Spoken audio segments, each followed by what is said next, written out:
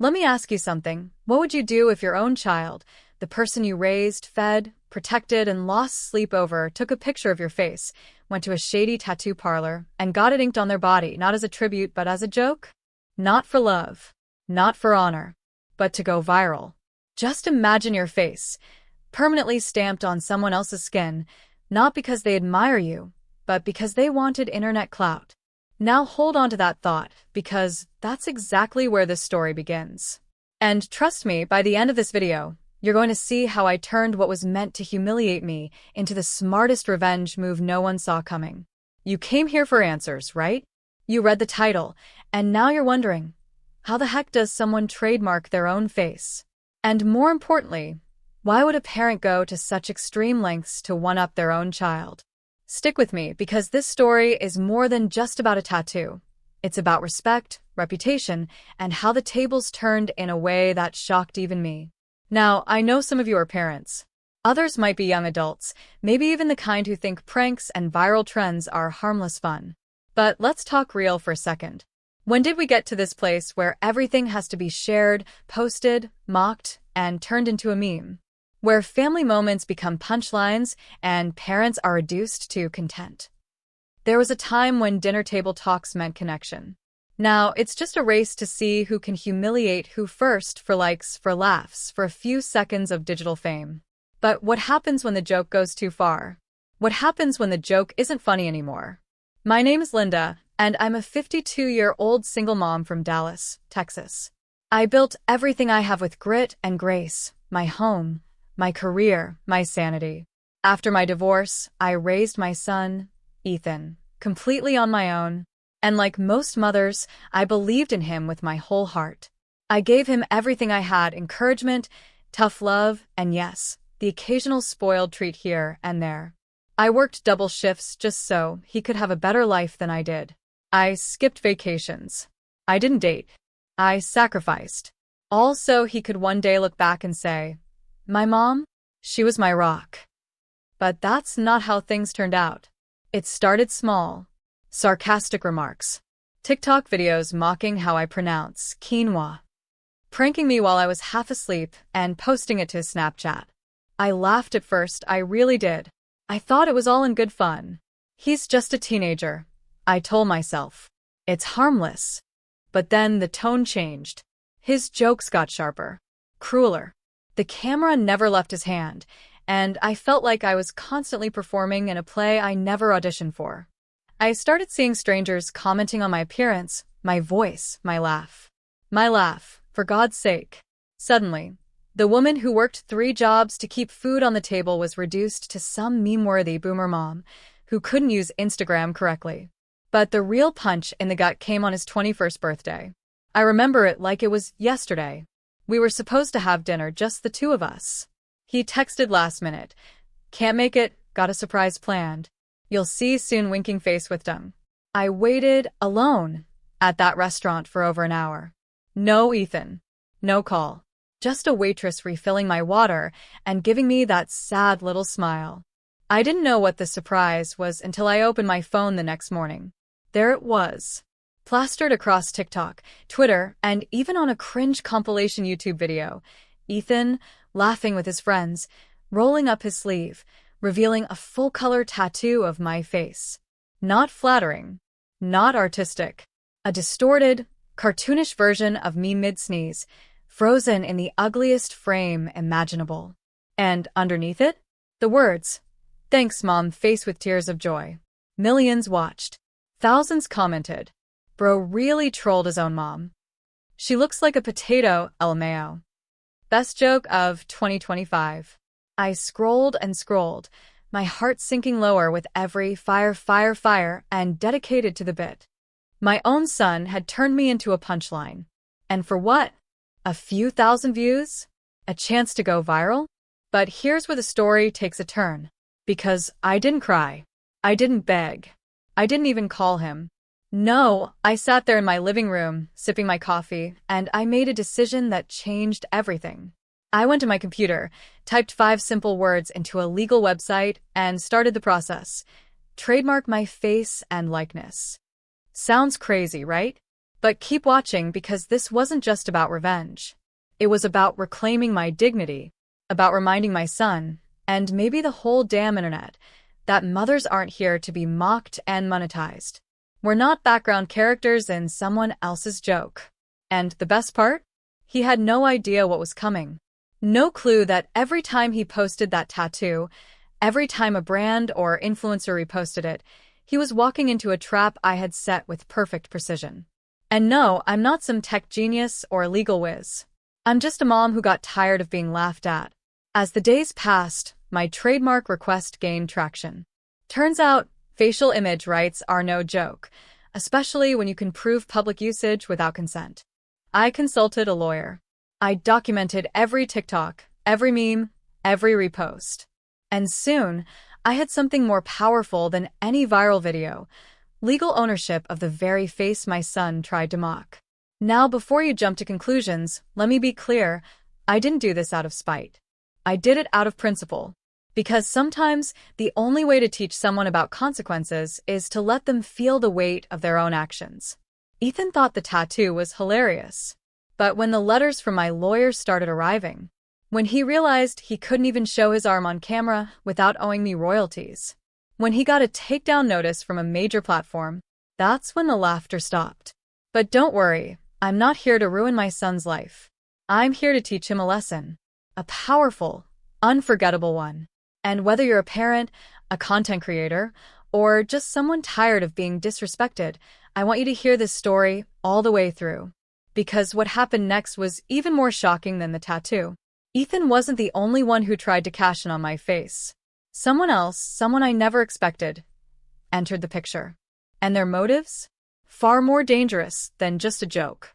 So if you think this story ends with a lawsuit and a few awkward Thanksgiving dinners, think again. Sherry and I had been friends since college, bonded by bad exes and shared road trips. We'd raised our kids side by side, laughed through holidays, and cried through heartbreaks. So when she didn't show up to our regular Friday coffee meetup and didn't respond to my follow-up text, I knew something was off. I went by her place later that evening just to check in. Her lights were on, her car was in the driveway, but she didn't answer the door. I stood there, feeling like some character in a suspense thriller, trying to figure out if I was overthinking or if something deeper was unraveling beneath the surface.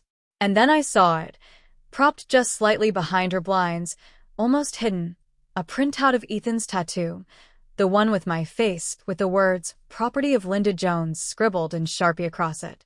I couldn't explain it, but something in my stomach turned cold. Why would she have that? Why hide it? The more I looked around, the more I started noticing strange patterns. Old friends reaching out at odd hours, asking weirdly specific questions about Ethan's following, about my trademark filing, about whether I planned to monetize it. One even laughed and said, "Well, if anyone can turn humiliation into profit, it's you, Linda." That sentence stuck in my head like a bad song on repeat. Was I the only one seeing this clearly? Or had I stepped into something bigger than I realized? I started digging, not obsessively but carefully. I checked social media accounts that Ethan followed, scrolled through tagged photos, and began noticing that several of his friends were posting oddly similar things. Not just memes about parents or tattoos, but inside jokes that only made sense if you were in on something. There was a hashtag #mothermarked, that kept popping up. At first glance, it looked like a trend about tattoos honoring moms, but the tone was different. The captions weren't loving. They were mocking.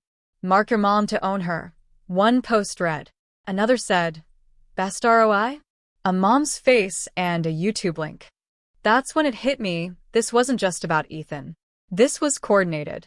Ethan's tattoo hadn't just been a joke. It had been part of something larger.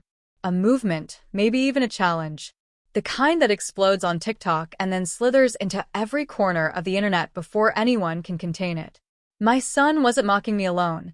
He was playing a role in a viral game, one that turned mothers into memes and monetized humiliation as a form of rebellion. But what was worse was the realization that someone had to be behind it. This wasn't spontaneous. It was orchestrated. The posts were too similar. The timing too perfect. And all signs started pointing to one person, Marcus.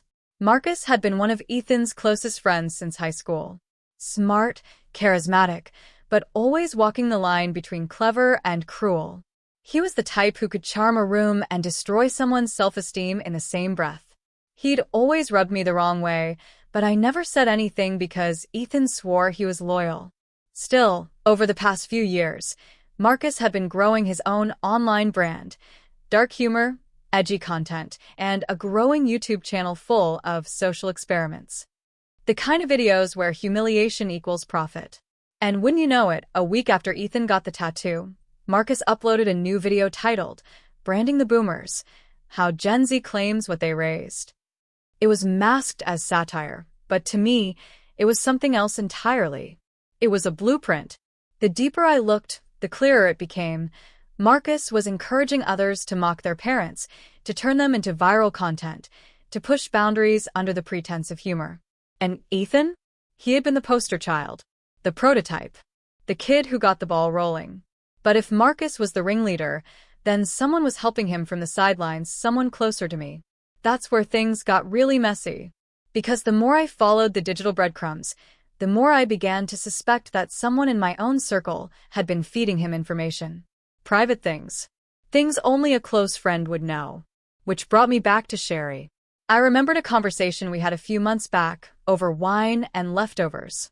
I had just shown her an old photo album from Ethan's childhood, laughing at how different he looked without all the piercings and attitude. She had laughed along, but I noticed she snapped a picture of one particular photo, me mid-laugh, holding a messy birthday cake with frosting all over my chin. I thought nothing of it at the time, but now, looking back, it was the exact same pose as the tattoo. The same awkward angle. The same ridiculous expression. Suddenly, all the pieces started clicking into place. Was Sherry involved? Or was she just being used? I couldn't say for sure yet, but the paranoia was starting to settle in like dust on old furniture. I couldn't trust anyone, not fully. Even Ethan had started acting strange, quieter, like he was carrying the weight of something he couldn't talk about. I confronted him once, casually, asking what made him choose that particular photo for the tattoo. He shrugged. Marcus found it, he mumbled. Said it was perfect. And then he added, almost guiltily, it was supposed to be funny. I didn't know it'd blow up like this. But the way he said it, eyes darting, hands fidgeting, told me there was more he wasn't saying. So now I was trapped in a game I didn't ask to play. A mother with a face branded into her son's skin, a trademark application that stirred up more than just legal dust, and a growing storm of betrayal, manipulation, and digital exploitation. I was surrounded by familiar faces wearing unfamiliar expressions, unsure of who to trust and what their motives were. And the scariest part? I wasn't even sure I was the one being targeted anymore. Because someone out there had gone quiet. Someone who once thrived on noise and chaos had disappeared. And in their silence was a threat louder than any joke ever made. And that's when the first package arrived. But we'll get to that next. If you're still here, you're going to want to hear what was inside. Because it changed everything. Would you like me to continue the story from there? The box was plain. No return address, no markings, just a dented brown cardboard cube with a faint smear of what looked like grease along the side. It was left on my front porch sometime between morning coffee and my second attempt at clearing out Ethan's old room.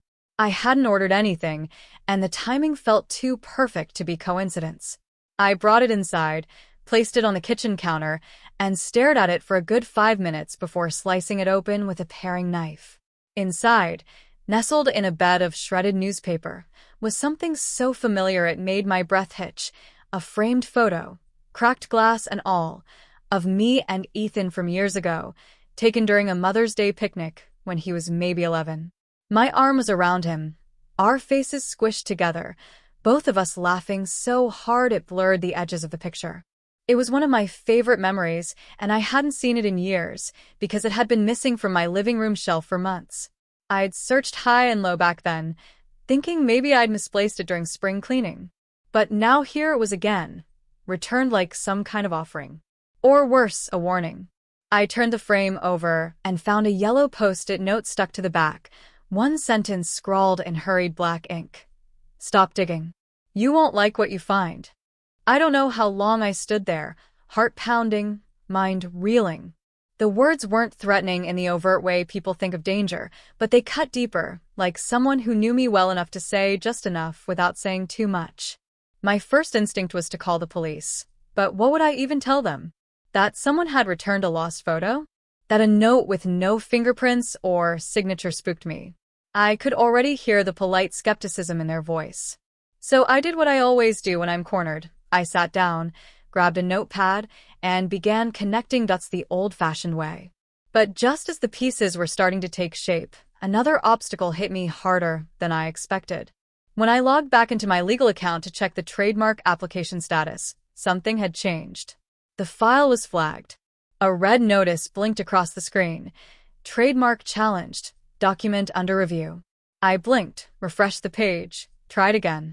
The document I had submitted, my proof, my images, even the original tattoo photo was gone, replaced by an empty placeholder that read, pending verification. I called the legal site's support line in a panic, but all they could tell me was that a third-party complaint had been filed questioning the originality of the image, and that the investigation could take weeks, possibly months. Weeks I didn't have. Who would challenge my rights to my own face? My own likeness? Unless someone had preemptively filed something themselves. I suspected Marcus, of course, but the deeper fear, the one I tried to ignore, was that someone had helped him. Someone with access to the original image. Someone like Sherry. I wanted to confront her, but the timing never felt right. And frankly, I wasn't sure I could handle the truth if it confirmed what I feared. The next few days blurred into a strange mix of anxious waiting and quiet suspicion. The doorbell rang 3 times with no one there. My internet randomly cut out twice. My car alarm went off at 2 a.m. for no reason. And then came the biggest blow. I returned home one evening to find my home office completely trashed, not burglarized, but searched. My filing cabinet drawers were open, my papers rifled through, and the only thing missing was a flash drive I'd kept in my bottom drawer, the one where I stored every screenshot, every digital breadcrumb that connected Ethan, Marcus, and the viral trend together. I had backed it all up, yes, but still the invasion was intimate, targeted. And whoever did it had known exactly what they were looking for. That night, I sat in the dark living room, barely breathing, as questions spiraled through my head like wildfire. Had I been too naive? Too trusting? Or was there something bigger at play here, something that started long before the tattoo ever went viral? And then a memory surfaced uninvited, from nearly 5 years ago. A charity fundraiser Ethan and I had attended at his college, hosted by a group of digital media students who were reshaping online culture. There had been a speaker, some slick tech entrepreneur with a smug smile and a presentation titled Emotional Capital, turning feelings into clicks. I remembered how Ethan had been glued to the guy's every word. I hadn't thought much of it back then.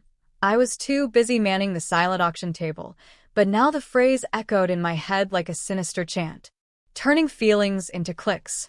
Turning people into profit. Turning parents into property. The dots were starting to connect in ways that made my stomach twist. Marcus may have been the visible face of the movement, but the ideology? The manipulation? It had roots. Maybe even funding. And if that was true, then this wasn't just a prank gone too far. It was a project. An experiment.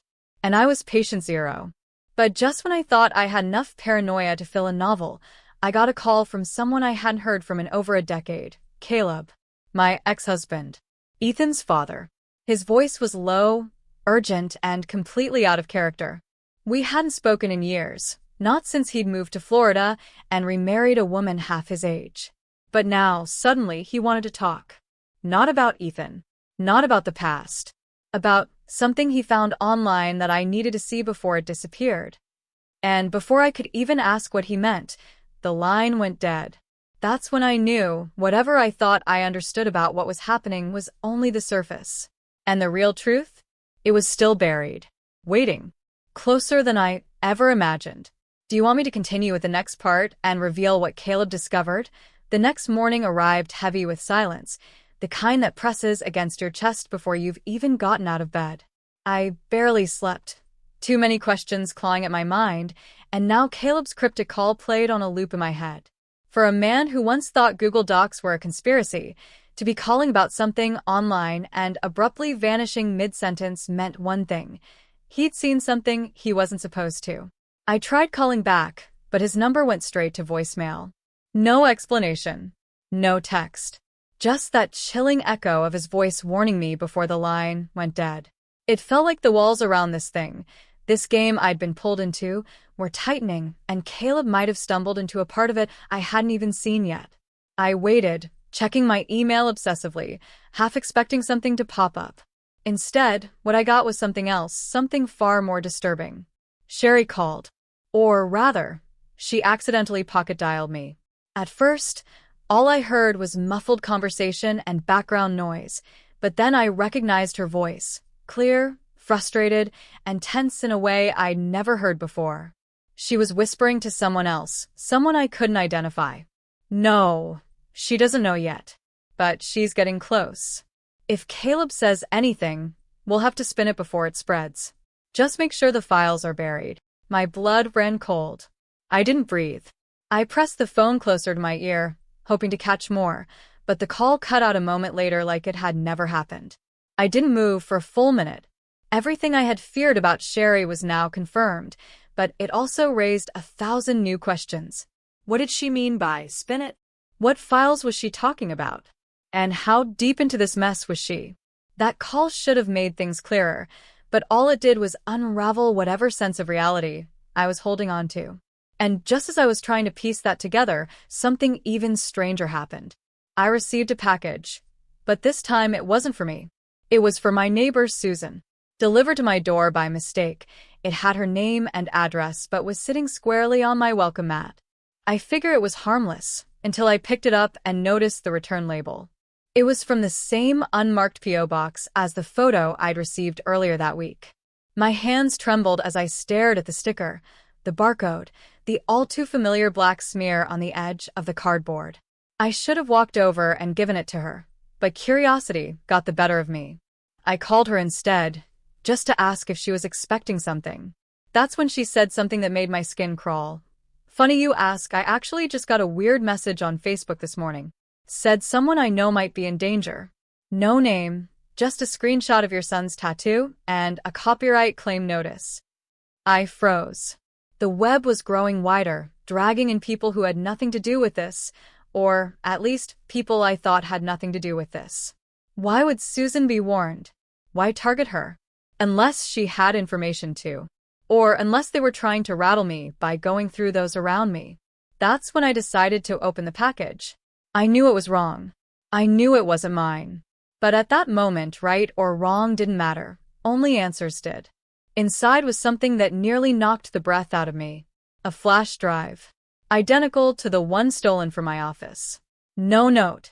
No context. Just a small USB nestled in a foam casing like it was precious cargo. I slipped it into my laptop and held my breath. The folder on the drive was labeled Motherload. No irony, just bold, caps-locked arrogance. Inside were dozens of video files, transcripts, chat logs, and what looked like surveillance footage. Most of it was time-stamped over the past 2 years. The footage was grainy, most of it mundane. Teenagers at tattoo parlors, snippets of planning meetings, Zoom calls with anonymous usernames and masked voices. But one video stopped me cold. It was from a private Discord call, screen-recorded, showing Marcus and several others discussing what they called the ownership project. I watched in stunned silence as they laid out a strategy to exploit online outrage, targeting older generations through emotional manipulation and staged viral moments. Their logic? Gen Z could reclaim power not through protest, but through parody. Turn family into a spectacle. Make their parents pay, figuratively and financially, for not understanding the algorithm. One of them, wearing a hoodie with the logo blurred out, mentioned Ethan by name. He's the face of it, literally. But he doesn't know the whole plan yet. That's the beauty of it. I wanted to scream. I wanted to punch the screen. My son had been used, whether he knew it or not. He was part of something sick and calculated. And it wasn't just a joke gone viral. It was orchestrated humiliation, disguised as content. And now, That same machinery was spinning its gears toward me, and everyone connected to me. But there was one last video that made everything worse. It was from 5 years ago, time-stamped just a month before the fundraiser I'd remembered. It showed Ethan, barely 16, sitting across from a table in what looked like a basement studio. He was being interviewed. At first, I couldn't hear what he was saying until the audio kicked in. Yeah, she means well, but sometimes I wish people could see how insane she gets when the camera's off. Like full-on meltdown mode. That's the content people really want. Not fake hugs, real drama. She's like a gold mine. She just doesn't know it yet. I shut the laptop. My heart pounded so hard I thought it might crack my ribs. That interview, that wasn't just teenage rebellion. That was betrayal. Premeditated. Coordinated. Someone had been grooming him into this way of thinking long before any tattoo. And now I had to wonder, did he ever really believe in any of the love he showed me, or was he just waiting for the right moment to monetize me? And then, just as I was about to reach for my phone to call Caleb again, it lit up with a message from an unknown number. We warned you. Now he's next. Who was he? Caleb? Ethan? Someone else? And more importantly, what were they planning next? Would you like me to continue with the next part and reveal what this message leads to? The moment that message appeared on my phone, we warned you. Now he's next. Something shifted inside me. A deep, guttural fear rose up, more primal than anything I'd felt since the day I brought Ethan home from the hospital and held him, terrified I wouldn't be enough. This wasn't just a game anymore. This wasn't just about embarrassment or going viral or bruised pride. Someone out there had crossed a line, and now the consequences weren't digital. They were real, physical, possibly irreversible. I stared at the screen until the light dimmed and went dark, but the words burned into my mind like hot iron. And as if the universe wanted to hammer it home, I heard a noise outside, subtle but distinct. Gravel shifting underweight. A car engine idling softly just beyond the hedges. I moved toward the window and carefully peeled back the curtain. Parked half a block down was a dark SUV, windows tinted, headlights off. It didn't belong to anyone in the neighborhood, I was sure of that. And even from this distance, I could feel it wasn't there by accident. I didn't sleep that night. I barely moved. Every creak in the floorboards sounded like a footstep. Every passing car made my heart spike. I kept the lights off and my phone in my hand, flipping between camera feeds from the cheap security system I had installed after the break-in. Nothing showed up, no movement, no proof. But that car didn't leave until just after 4 a.m., and even then, it drove off slowly, deliberately, as if to say, we're still here. By sunrise, I was so on edge I couldn't tell where my paranoia ended and the real danger began.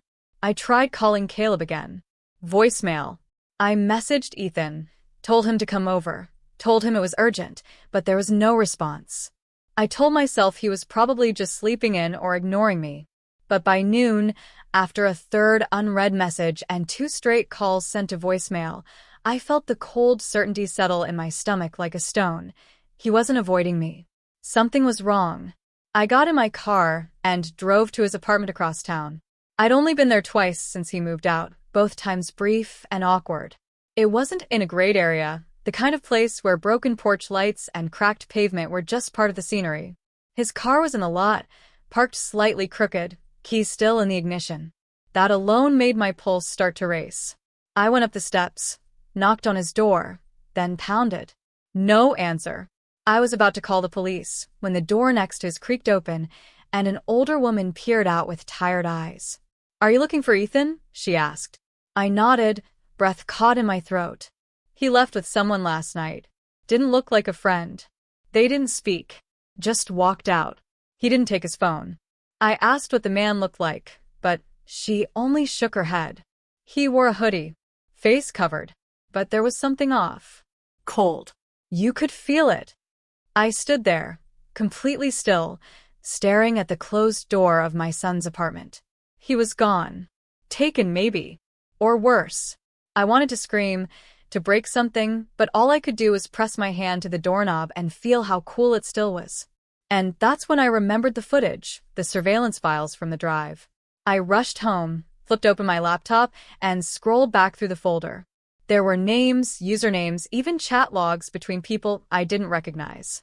But one message, tucked in the corner of a corrupted file, finally loaded, text only. It read, "She's getting closer. Use him. Use him. Not warn him. Not stop him. Use him." I started pacing, my mind racing, thinking of every possible angle, every hidden detail I might have missed. Had Ethan known all along? Had he gotten in too deep? Or had he just become collateral damage for something far more sinister than I'd imagined? That's when the next message came in. Not a text this time. An airdrop notification on my laptop. A file named mother__termination MP4 with the prompt, accept or decline. My hands trembled as I hovered over the trackpad. I didn't want to open it. Every cell in my body screamed not to, but I clicked accept anyway. The video began with static, then a distorted image of Ethan sitting in a chair, somewhere dimly lit, his face barely visible. He looked exhausted. His mouth was taped. Behind him stood a figure, hooded, face obscured. No words were spoken. Just 30 seconds of silence, then the screen cut to black. Another message appeared, this time written across the screen in blocky, white font. "You went too far. Stay quiet, or he disappears forever." My lungs felt like they were collapsing in on themselves. This wasn't about a viral joke anymore. This wasn't even about revenge. It was about control, about manipulation, about turning people into pawns in a twisted game I still didn't fully understand. And somewhere in the middle of it all was my son, either complicit or captive, maybe both, and now I had to decide if the next move I made would bring him back or push him further out of reach. I didn't know who to trust. I didn't know where to turn. The police would never believe me. Not without proof, and every piece of evidence I once had was either stolen, sabotaged, or turned into bait. My own face, trademarked and mocked, had become the symbol of a conspiracy I hadn't even seen coming. And now, even I wasn't sure if I had been protecting Ethan or if I'd played right into their hands. But the next clue, the one that would either save us or destroy everything, was already waiting. It came in the form of a name I hadn't heard in over 20 years. And it wasn't Ethan's. Would you like me to continue from here and reveal who this name belongs to and how it changes everything? I didn't even recognize the name at first. It arrived in the form of a printed envelope, hand-delivered, and slipped under my front door while I was in the kitchen. No knock, no doorbell, just a whisper of paper brushing the floor. The return label simply said A. Callahan, a name that didn't ring any bells until I opened it and saw what was inside. A photograph, clearly taken years ago, maybe 2 decades back, showing a younger me standing beside a man with jet black hair and a wolfish smile, arm wrapped around my shoulders like we'd known each other forever. I dropped the photo the second I saw it because the man beside me was unmistakably the same tech entrepreneur from the college fundraiser. The one Ethan had idolized, the one whose smug speech about turning feelings into clicks had haunted me ever since. But there was no mistaking it now. He wasn't just some guest speaker. He was someone I had known. Someone I'd once trusted.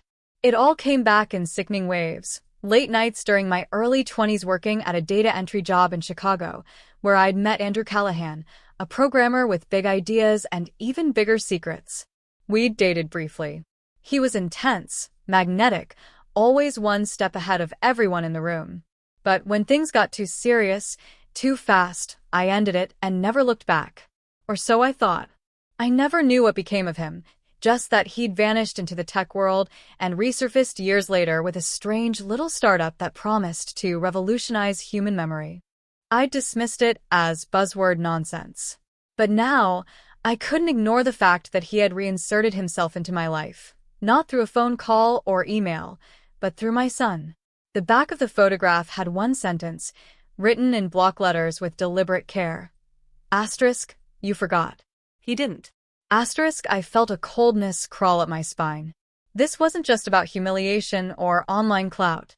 This had roots that went far deeper than any prank or tattoo. And if Andrew Callahan was somehow involved, then Ethan wasn't just a pawn in someone else's game. He was a bridge. a connection point between my past and a twisted vision of the future that someone had spent years crafting. I immediately pulled up my browser and began searching everything I could find about Callahan. That's when the real horror hit. His startup from years ago? It had morphed into a private digital consultancy, one that specialized in emotional data mining. They didn't advertise publicly. They didn't sell products. They sold people. Their service was described in industry whispers as profile engineering, using online behavior, facial expressions, vocal tones, even genetic data from public sources to build influence maps. The idea was to predict, manipulate, and monetize real human emotion at scale. And in every piece of leaked documentation I found, they referred to it by a single chilling term: the mother code. I stared at those words until my eyes blurred. The pieces clicked in rapid succession: Ethan's sudden shift in behavior, the photo he used for the tattoo, Marcus's rise on YouTube, the scripted feel of the viral trend. None of it had been accidental. They had been testing something. A psychological weapon, packaged as a prank. And the test subject? Me. Not because I was special, but because I was forgettable. The perfect baseline. A woman with a digital footprint just big enough to be mined, just obscure enough to go unnoticed. And most importantly, someone with a child who could be influenced, rewired, and used. But the worst part, the one that made my knees nearly buckle, came when I opened my old email archives from over 15 years ago. A message sat unread, buried in spam. An email from Andrew Callahan sent 2 months after I last saw him, its subject lines simply reading, "For when you remember." Inside was a photo of a sonogram, a name, and a date that would have made Ethan's birth make no sense, unless Ethan wasn't who I thought he was. I couldn't breathe. The timeline didn't match what I had always believed. My pregnancy hadn't been planned, but I'd never questioned it. I'd been in a short-lived relationship back then, barely on speaking terms with the man I thought was Ethan's father. But now, staring at the time-stamped sonogram and the embedded metadata confirming its authenticity, I realized the unthinkable. Andrew hadn't just come back. He had been there all along. Watching. Waiting. Grooming. Guiding. Ethan wasn't just caught up in the plot.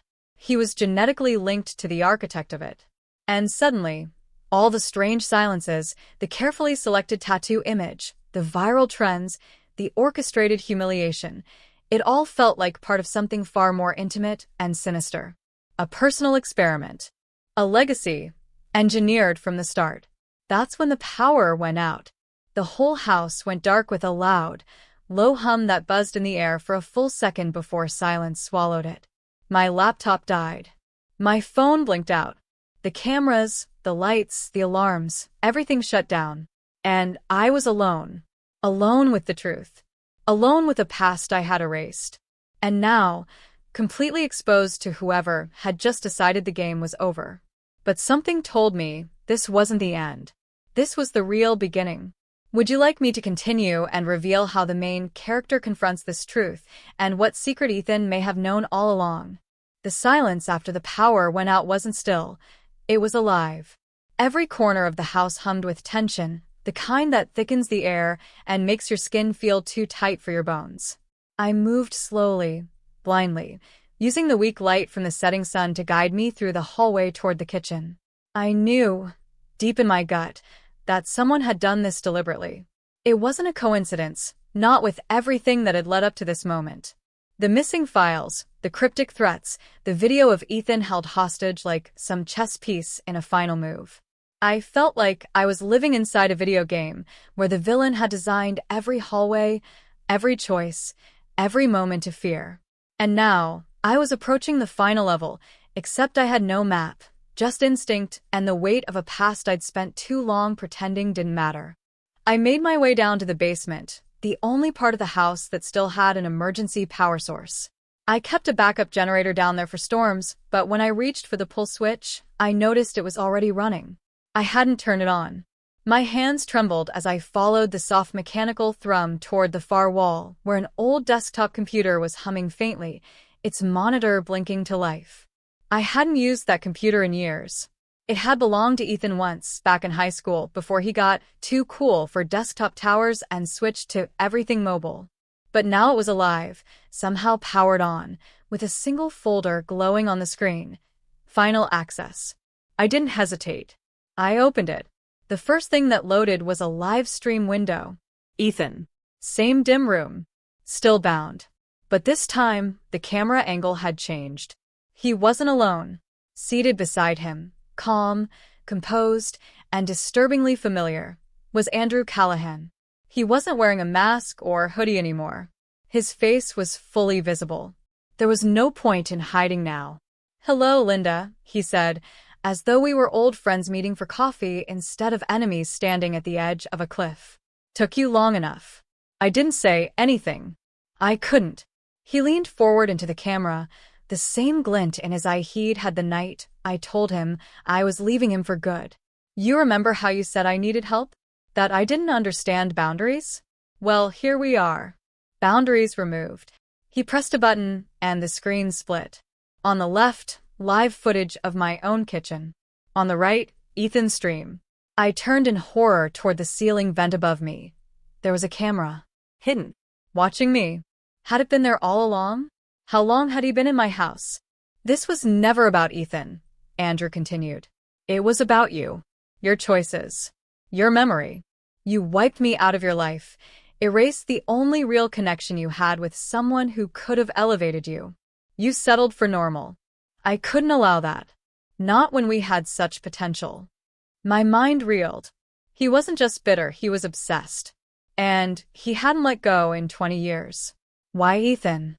I finally forced out. "Why use him?" Andrew smiled, slow and deliberate. "Because he was yours. And therefore he was mine. He was the bridge between what you were and what I wanted you to become. You turned your back on me, so I raised you in reverse. I made you watch your own legacy turn into parody. And now, the final test. Will you let him go, or will you finally remember who you are and take back what you abandoned?" A second button flashed on screen. Accept transfer. Below it, a message. Sign the rights. Release control. He goes free. My brain screamed that this was a trap, that it couldn't be that simple. But my heart ached with desperation, clinging to the idea that I could still save my son. I hovered over the button, ready to click, when a flicker on the left-hand feed caught my eye. A reflection in the window. A figure. Not outside. Inside. Someone was in the house. I whirled around, grabbing the metal rod I'd brought from the garage earlier for self-defense. The steps above me creaked, slowly, deliberately. Someone was descending. I crouched behind the old furnace, every muscle locked. Then I saw the shoes first, boots, heavy, black. I prepared myself for Andrew, expecting him to reveal himself in dramatic fashion. But when the figure stepped fully into view, my heart shattered. It was Ethan. Not bound. Not bruised. Not rescued. Alive. Walking. Calm.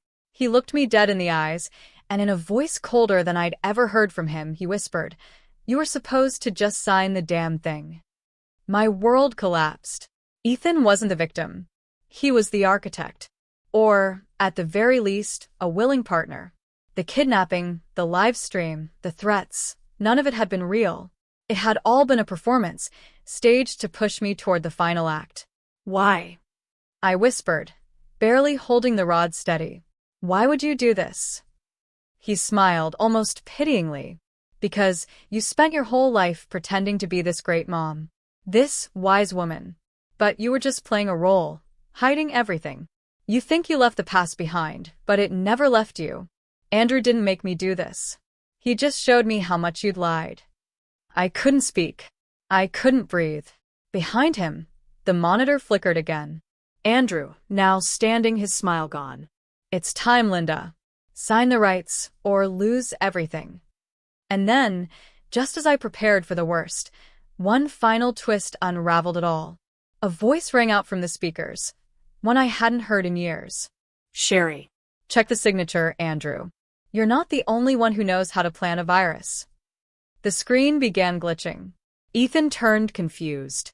The basement lights flickered, then burst into full brightness. The live stream crashed. The system rebooted itself, and in its place appeared a file labeled Test Results, False Paternity Match, Subject, Ethan Callahan. I stared in disbelief. Sherry, the person I'd most suspected, had been the double agent all along. She'd played along, fed Andrew just enough access, just enough lies, just enough tools to build his empire. But she'd rigged the foundation to collapse. And now, as the computer choked on its own code, Ethan stood frozen in place. He wasn't Andrew's son. He never had been. The DNA Andrew had used to build his twisted empire was based on a lie, one I never knew I was protecting. Ethan's world began crumbling, and in that moment, the only truth left standing was that neither of them had control anymore. Would you like me to continue and write the emotionally satisfying resolution, or would you prefer a chilling, open-ended twist to close the story? The chaos of that night didn't end in a neat conclusion. There were no sirens, no arrests, no public confessions to tie everything up with a bow. What unfolded in the weeks that followed was quieter, stranger, and far more human than anything I'd imagined when this all began. After Sherry's voice cut through the speakers and the false paternity data was revealed, everything cracked at once. Ethan, who had stood so confidently moments before, suddenly looked hollow, like a puppet whose strings had been abruptly severed. He didn't speak. He didn't move. He just stared at the monitor as the screen blinked in a final error message and went black. That was the last time I saw Andrew Callahan. His digital presence vanished, his files corrupted, and his digital empire collapsed in silence. There was no trail, no IP address, no evidence he had ever been there. Like a virus that deleted itself on command, he was gone. Ethan didn't come home with me. He didn't say goodbye. The next morning, I found his car abandoned by the edge of a coastal cliff 30 miles away, doors unlocked, no sign of struggle. But there was no body, no note, no final message to explain it all. The police ruled it as a voluntary disappearance, citing emotional duress and online manipulation. But I knew better. Not because I believed something darker had happened to him, but because I knew my son in ways even he hadn't understood. Ethan had spent years being shaped by someone else's version of me. He had been raised, not just by a mother, but by an algorithm, one fed by resentment, half-truths, and curated memories. When that narrative shattered, so did his sense of identity. And maybe in leaving everything behind, he was finally trying to reclaim something real. I didn't chase him. Not because I didn't care, but because I knew that if he ever came back, it would have to be on his own terms. As for Sherry, she quietly disappeared from my life, just as she had slipped into it. No dramatic exit, no final phone call.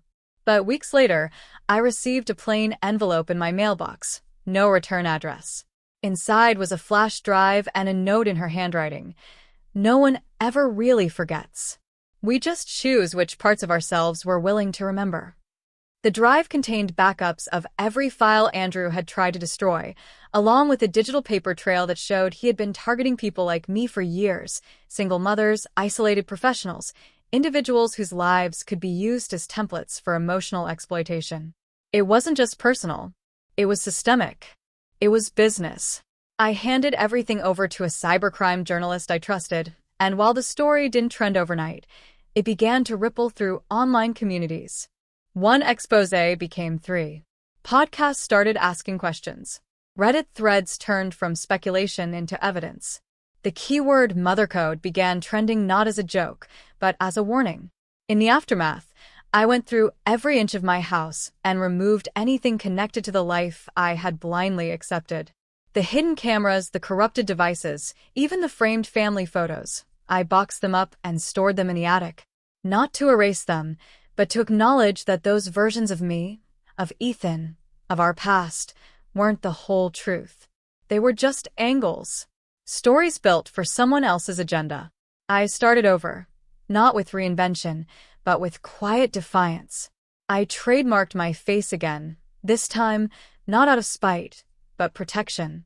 I created a public blog, not to go viral, but to document the quiet, unfiltered reality of what it means to reclaim your narrative in an age that wants to monetize your every breath. It didn't go viral. It didn't need to. Sometimes people write to me, mothers, daughters, even a few young men, who say they saw a bit of Ethan in themselves. They ask me how to fight back against manipulation, how to protect their truth in a world driven by trending hashtags and synthetic empathy. I tell them this: your memory is your resistance. Own it, even the ugly parts. Especially the ugly parts. I don't pretend to be a hero. I'm just someone who refused to let her story be told for her. As for Ethan, sometimes, late at night, I still think I see him in a crowd, or hear a familiar laugh in a video. A shadow just out of reach. I don't know if he'll ever come back. But I do know this: wherever he is, he's no longer someone's experiment. He's free, for the first time, to decide who he wants to be, without scripts, without algorithms, without the ghost of Andrew Callahan whispering in his ear. And in that strange, bittersweet space between closure and mystery, I've found something unexpected: peace. But every so often, when I check the analytics on my blog, there's one IP address that keeps visiting, always using a VPN, always bouncing from country to country. The browser signature is always the same: user _a.callahan001. So maybe the game isn't over. Maybe it never really was. But this time, I'm not afraid. Because now I know the rules. And more importantly, I know my story is mine.